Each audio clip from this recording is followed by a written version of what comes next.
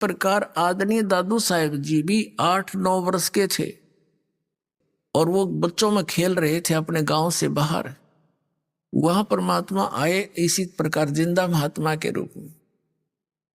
उनको भी फिर ऐसे ही ज्ञान सुनाने लगे और बच्चे तो उठ के चले गए, अकेला रह गए।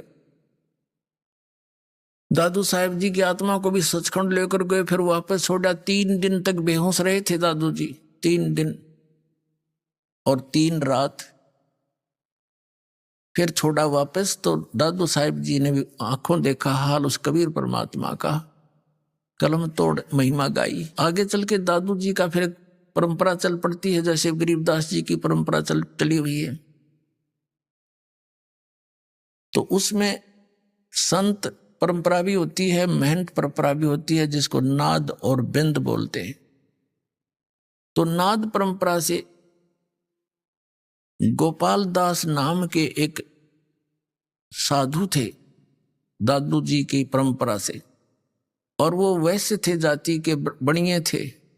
60-65 साल की उम्र हो गई थी, घर त्याग चुके थे।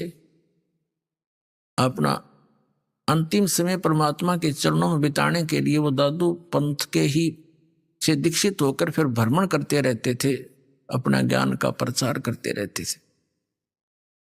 और छुड़ानी के अंदर एक व्यक्ति उनका शिष्य था।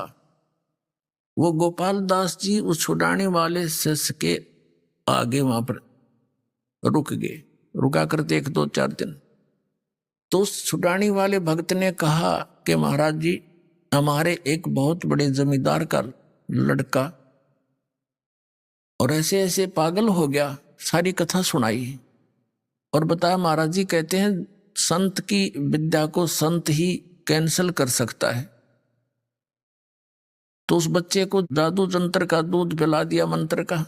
वो पागल हो गया, मर गया था तो पता नहीं कैसे सांस वापस आ गई। आपकी रजा हो, कृपा कर दो उसको, वो ठीक हो जा, पागल हो गया। तो दादू पंथी संत गोपाल दास ने कहा कि बुलाओ।